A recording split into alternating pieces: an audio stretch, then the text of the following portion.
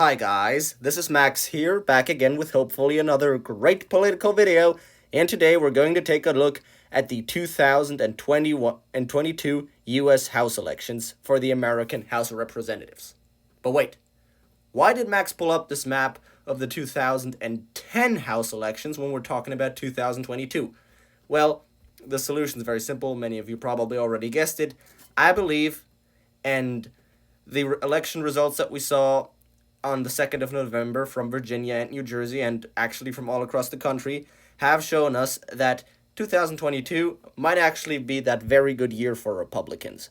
Just like 2018 was a good year for Democrats, and just like 2006 was a good year for Democrats, 2022 will be a great year for Republicans. In 2008, in 2009, basically, we had the exact same happenings that we saw this year. Virginia and New Jersey both flipped to the Republicans. Now, New Jersey didn't flip in this case, but it was very close. And we saw Democrats underperform all across the country.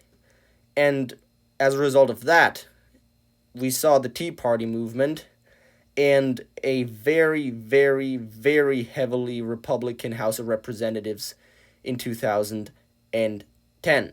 Now, obviously, not everything is going to be the same as it was in 2010. The messaging won't be exactly the same, and also back then, as you can see, there were lots of Democratic incumbents in very Republican areas, like North Dakota, South Dakota.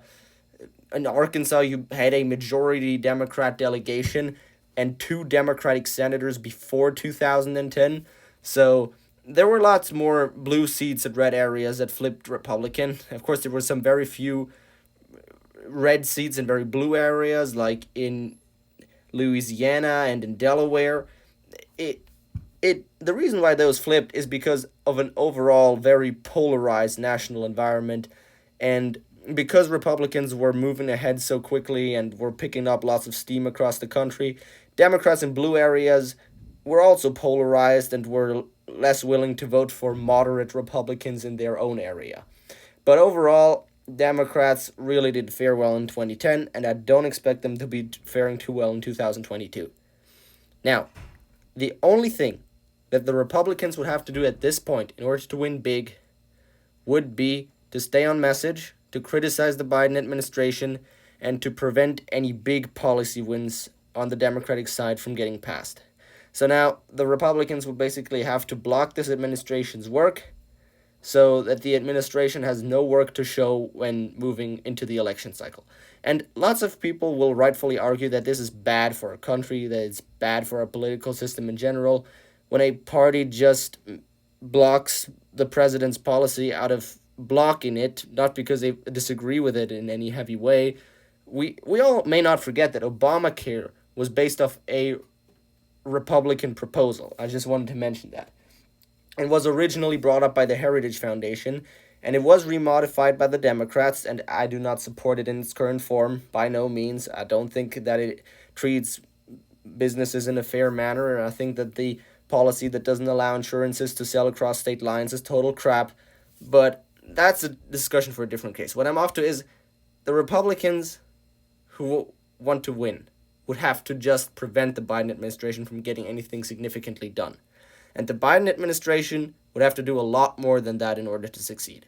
They would have to get something done so that they can show their voters what they were able to do. And at the same time, they would also have to do that in a way that it doesn't polarize too much, because Obamacare was polarizing.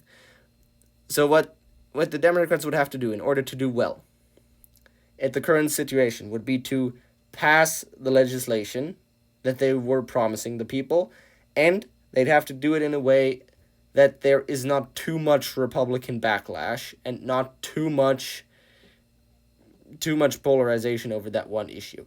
Now, of course, if the Democrats were to take an extremely popular position within the U.S. public, they'd be helped, but they'd still be in trouble simply because they're the incumbent party. And if you already have a trifecta in government, if things are already going your way, people are just less likely to turn out, and Democrats are less likely to be voting if they think things are already going their way. But they would heavily increase their likelihood of maintaining the House, maintaining the Senate, if the Democrats would get their agenda passed, and if it wouldn't be too polarizing. Like, infrastructure was a good approach.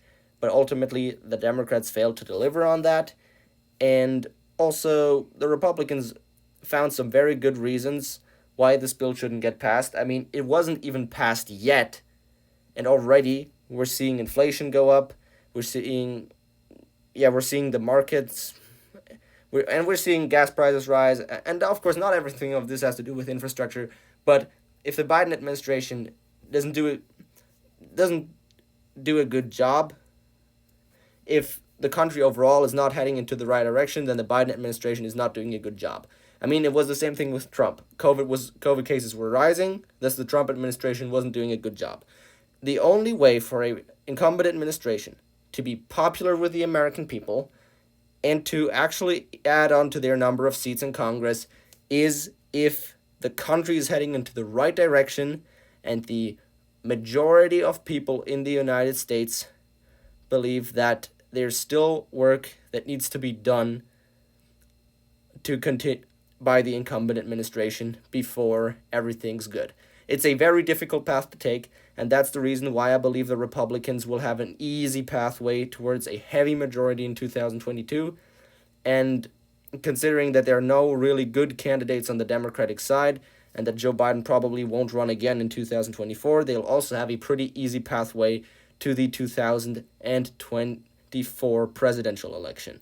And I will soon make a video where I show a presidential tier list for the best Republican candidates for this office.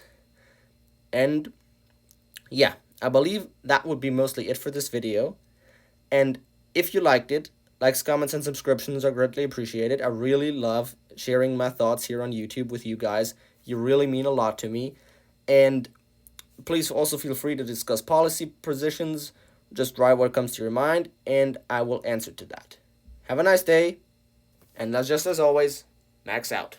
Goodbye.